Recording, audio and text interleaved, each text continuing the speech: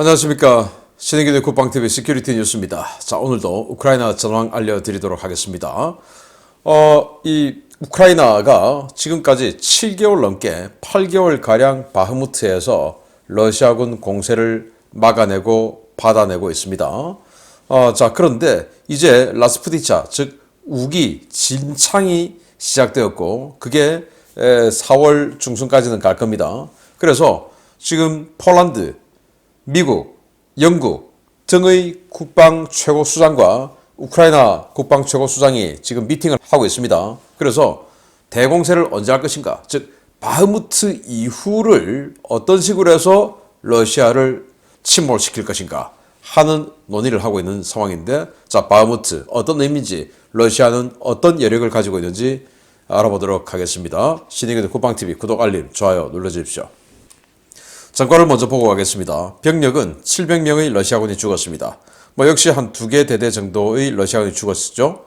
전차는 4대 격파, 장갑차 9대 격파, 차량 7대 격파, 그리고 야포는 7문 격파, 무인항공기 3대 격추 등의 전과가 있는데, 기계와 장비는 크게 많지는 않습니다만은 오늘도 역시 치명적인 게 야포가 7문이나 격파가 되었다 라는 게 치명적이고, 병력은 여전히 이런 기계와 장비는 적음에도 불구하고 2개 대대급의 지상군 병력이 저 세상으로 갔다라는 안타까운 상황이죠. 자, 이런 전과를 바탕으로 전선 상황을 보면 유엔 사무총장이 키우에 도착했답니다. 그래서 젤렌스키 대통령과 회담을 한다는데 이제 도착한 지 얼마 안 됐기 때문에 관련한 소식은 좀 이따가 나오겠죠.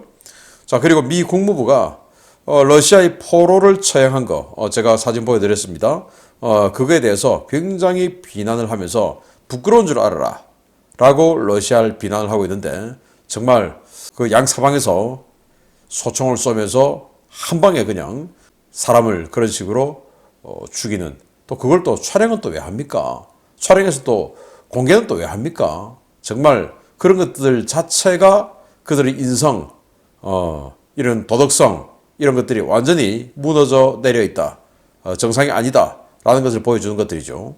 자, 그리고 오늘의 주제가 되죠. 우크라이나가 지금 미국, 영국, 폴란드의 군 수뇌부와 회동 중에 있고 향후 전략 논의 중인데, 즉 바흐무트 이후를 어떻게 할 것이냐 라는 논의를 하고 있다고 합니다. 자, 미국이 우크라이나 전투기에 암람 공대공 미사일을 통합 작업을 추진하고 있다라는데, 미국이 이 정도 발표하면 이미 추진 상당히 개조 많이 되어서 지금 이제 암람 운용하는 전투기가 이미 하늘에 떴다라는 그런 상황 되면 이제 미국이 이렇게 추진 중이다 이렇게 이야기를 하죠. 그래서 암람이라고 하는 것은 이 앞에 미사일 앞에 능동 레이더가 붙어서 그 레이더를 가지고 스스로 탐지를 해서 스스로 목표를 찾아가죠. 그래서 fire and forget, 그러니까 쏘고 이탈하고, 이걸 할 수 있는 스페로나 이런 것들하고 다르고, 스페로는 끝까지 이제 쪼아줘야 되는데 이거는 이제 쏘면 이탈할 수 있는 그런 미사일이죠. 우리 한국군 KF-16, F-16부터 지금 다 가지고 있는 미사일인데 이걸 이제 우크라이나 전투기에 인테그레이션 해준다. 자, 그러면은 이 우크라이나 전투기의 능력이 훨씬 더 강화되어서 공중전에서 이제 수호의 35라 하더라도 함부로 우크라이나 영공에 들어가기 힘들겠다라는 생각이 듭니다. 자, 그리고 우크라이나가 러시아가 7일 하루에만 100개 방면에서 공격했다. 그런데 모두 격퇴했다라는데, 이 공격이 그냥 한 개 소대급, 요즘 돌격대 소대가 15명 완편됐을 때 15명이라고 하지 않습니까? 그러니까 많은 어떤 그 공세는 아니지만, 강력한 다발적인 공세는 아니지만 그래도 찔끔찔끔 100개 방면에서 공세를 했다. 그러나 모두 격퇴가 됐다라는 거고요. 참 놀라운 일인데 우크라이나는 이렇게 이야기합니다. 바흐무트에 잔류한 민간인이 아직도 4,000명이 넘는다. 야, 여기 지금 8개월 동안 여기서 전쟁을 하고 있는데 어떻게 아직 4,000명이 넘게 여기에 살고 있는지 모르겠습니다. 사진 보면 할머니들도 거리에 다니고 있고 그래요. 참 희한합니다. 자, 캐나다가 기종은 밝히지 않았지만 최신 드론을 우크라이나에 대량 공유할 것을 준비 중에 있다라고 하는 반가운 소식이 들어와 있고요. 그리고 러시아가 자포리자에서 다시 또 나쁜 짓을 하고 있습니다. 우크라이나 농부 대상으로 대대적으로 곡물을 약탈하고 있다라는 건데요. 이렇게 민간인을 상대로 이거는 거의 산적 같은, 마적 같은 이런 짓을 하고 있는데 정규군이 그러면 안 되죠. 정말 도덕성을 좀 지키면서 전쟁을 하기를 바랍니다. 서방정보당국은 어느 나라다 이렇게 이야기하지는 않고 서방정보당국이라고만 하면서 바흐무트에서만 바그너 그룹이 3만이 전사했다. 이번 전쟁하면서 바그너가 가장 융성할 때 9만이었다고 합니다. 그런데 바그너 그룹이 바흐무트에서만 3만이 죽었으니까 죽은 게 3만이면 부상자, 중상자 다 합하면 거의 이 바흐무트 때문에 바그너 그룹은 괴멸되었다. 능력이 상실됐다. 라고 볼 수 있는 치명상을 바흐무트에서 입었다. 라고 볼 수 있는 것이고요.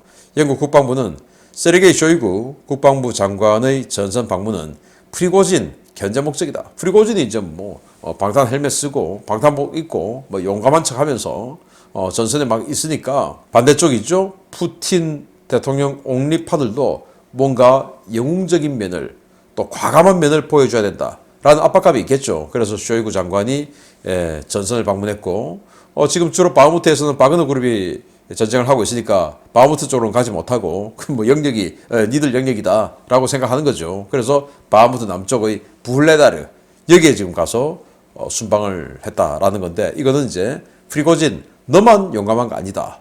라고 보여주는 거죠. 정말 이 권력 투쟁이 극심한가 봅니다.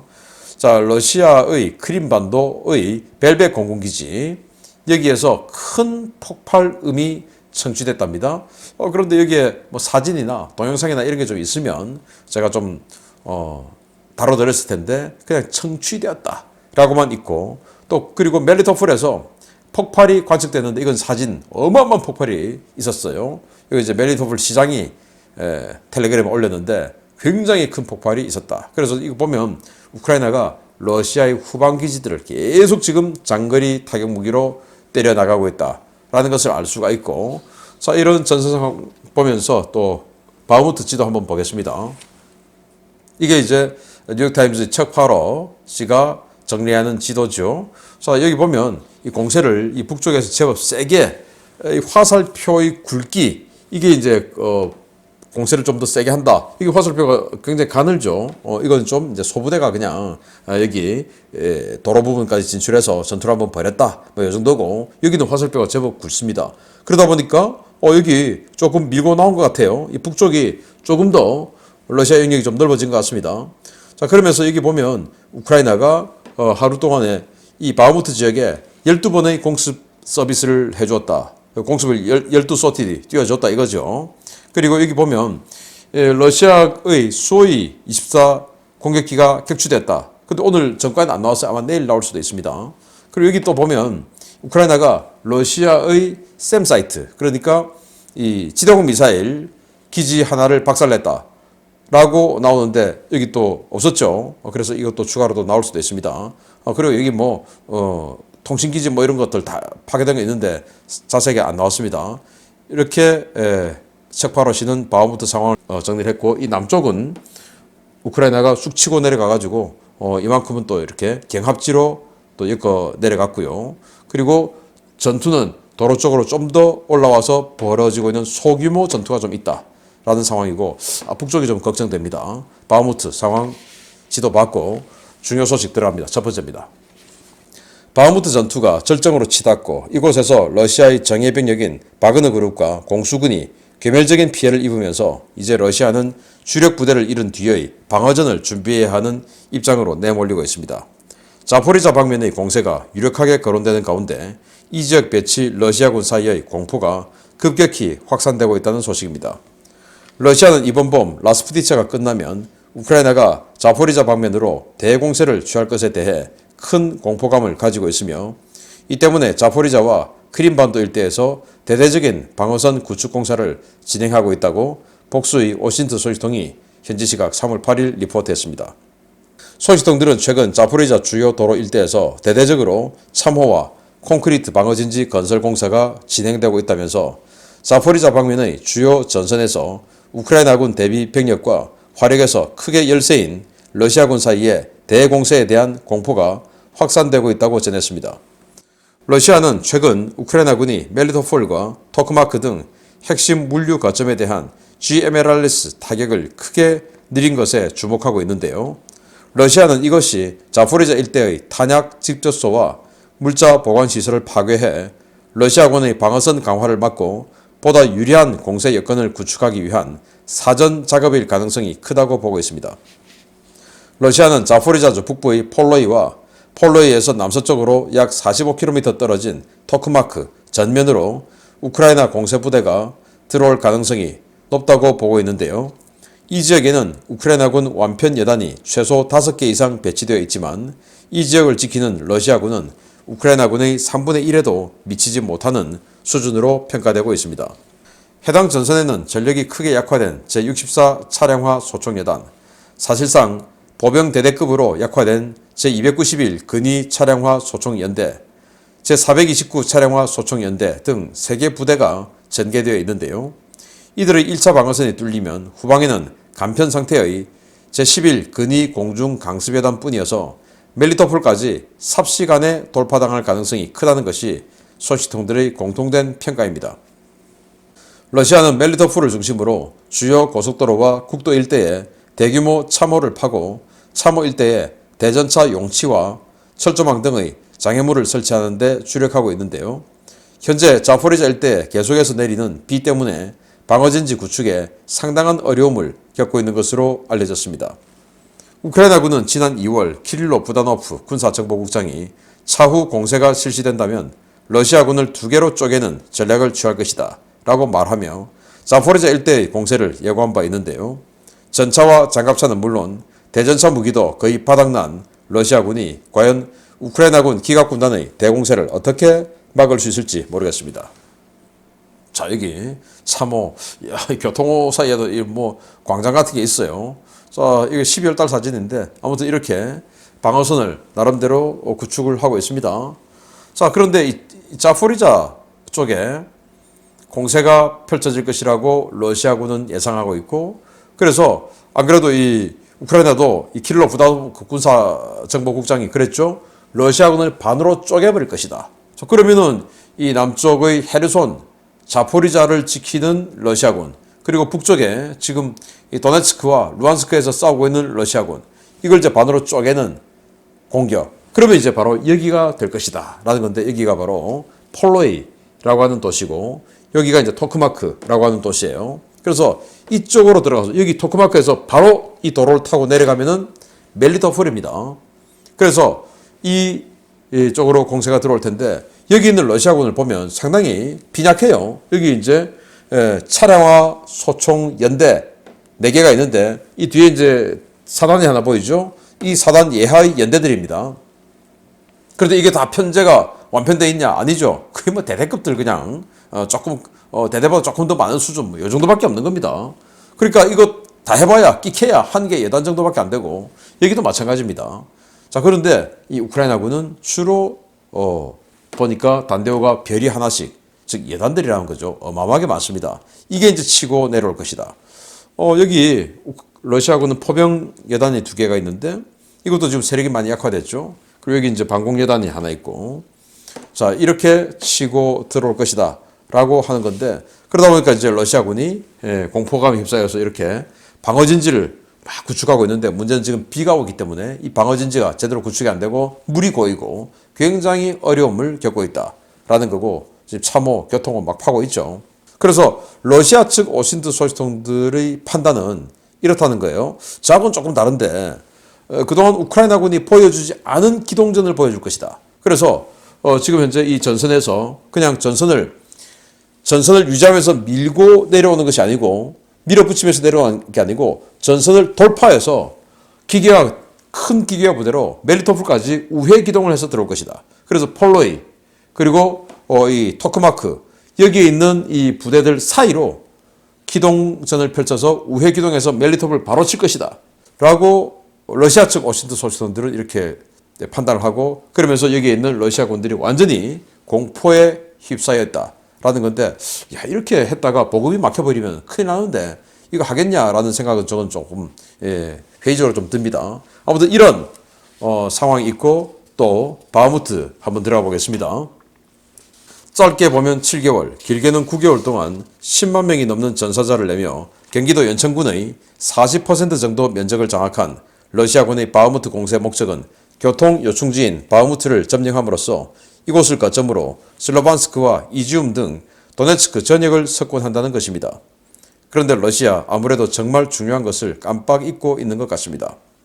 러시아가 최근 바흐무트 일대에서 대대적인 공세를 벌이며 점진적인 진격을 보여주고 있지만 이처럼 막대한 피해를 감수해 바흐무트를 점령하더라도 러시아가 얻을 수 있는 것은 아무것도 없다고 미국 전쟁연구소 ISW가 현지 시각 3월 7일 정례 전황 브리핑에서 밝혔습니다. ISW는 현재 바흐무트를 향한 공격에 사용되고 있는 돌격대 전술은 바흐무트 점령 이후에는 아무런 쓸모가 없다라며 러시아가 바흐무트를 점령하더라도 그 이후의 공세를 생각하면 기계화 부대가 반드시 필요하지만 러시아에는 이러한 기계화 부대가 거의 남아있지 않다라고 밝혔습니다. ISW는 바흐무트를 공격하고 있는 러시아군이 기동전보다는 요새나 참호와 같은 고정된 거점을 공격하는 데 특화된 보병 위주의 돌격대를 정규 전술로 채택하고 돌격대에 의존해 전투를 벌이고 있다면서 이러한 전술은 도시에서 도시로 넘어가는 공세작전에서는 효용이 없다고 평가했습니다. 러시아가 기존의 대대전술단 편제를 버리고 돌격대 편제를 도입한 것은 전차와 장갑차 부족이 극심하기 때문인데요. 영국 국방부의 현지 시각 3월 6일 평가에 따르면 러시아는 전쟁 이전에 보유했던 상비군 전차를 거의 다 소모했고 현재는 치장물자에서 복원된 전차와 장갑차들로 힘겹게 전쟁을 치르고 있습니다. ISW의 평가대로 러시아가 바흐무트를 점령하려 하는 것은 바흐무트를 발판으로 삼아 이곳과 도로로 연결된 슬로반스크 등 다른 도시들을 공략하기 위해서였습니다. 그러다 러시아는 그저 경유지에 불과했던 바흐무트에서 모든 전력을 소모하는 패착을 맞게 됐는데요. 이 때문에 정작 중요한 전략도시 공격에 필요한 기동부대가 전부 사라지는 어처구니 없는 결과에 직면해 있는 상황입니다. 러시아가 도네츠크 전역을 장악하기 위해서는 바흐무트를 점령하고 그 너머에 있는 슬로반스크와 드르슈코프카, 리만 등의 도시도 장악해야 하는데요. 이들 도시까지는 짧게는 30km, 길게는 50km의 대평원이 펼쳐져 있어 대규모 기계화 부대와 포병 전력 없이는 진격이 사실상 불가능한 상황입니다. 워싱턴 소식통들은 크렘린이 바흐무트라는 도시의 정치적 상징성에 눈이 멀어 경유지에 불과한 작은 도시 하나를 먹겠다고 진짜 공세에 써야 할 주력 부대를 모조리 소진시켰다며 혀를 차고 있는데요. 바흐무트를 먹고 돈바스 전역으로 진출한다는 목표 달성이 불가능해진 지금 그렇게까지 막대한 피해를 내면서 바흐무트에 매달릴 이유가 있는지 푸틴과 러시아군 수뇌부에게 묻고 싶습니다. 네, 쇼이구가 지금 불레다르 현장 지도하고 있는 모습인데 프리고진에게 정치적으로 치지 않겠다 이건 거죠. 그러니까 뭐 러시아 국민들이 얼마나 죽어나가고 갈려나가고 이것보다는 그냥 정치적으로 계속 이 권력을 유지하는 거에만 관심 있는 겁니다. 자, 그런데 바흐무트를 왜 그렇게 때릴까요? 지금 이제 이 이야기를 하고 있는 겁니다. ISW의 보고서인데요. 이제는 바흐무트를 때리다 보니까 그 이후에 공세를 펼 여력이 전혀 없어졌다. 그러면 바흐무트를 때린 이유는 뭐냐?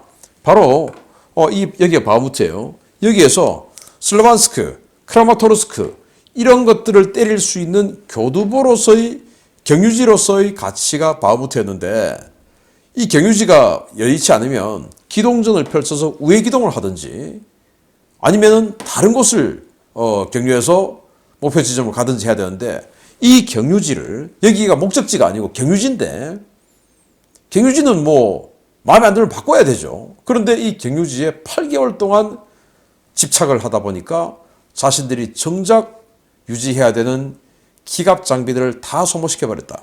그래서 여기서는 지금 전선이 그냥 도시 입구에 딱 붙어 있으니까 돌격대 해가지고 보병들 15명씩 끊어서 막 보내다가 결국 하나는 성공하고 그래서 하루에 한 100m 전진하고 이렇게 할 수 있지만 여기서부터 여기까지는 평원이고 33km인데 이건 보병이 갈 수 있는 게 아니에요. 이건 이제 기동부대가 가야 되죠. 근데 기동부대가 지금 다 사라졌죠. 어떻게 가냐 이거. 이건 겁니다. 러시아가 이길 길은 거의 없다. 그래서 이제 이런 것들이 눈에 뻔하니까 저희 같은 군인이 아닌 사람들의 눈에도 이게 이제 이 이후가 지금 눈에 보이는데 이제 우크라이나, 폴란드, 영국, 미국 국방수장들이 다 알지 않겠습니까? 자, 그러면 여기서 막아내고 여기서 계속 얘들이 집착하고 있으니까 버텨내면서 우리는 우회기동해서 자포리자를 치자.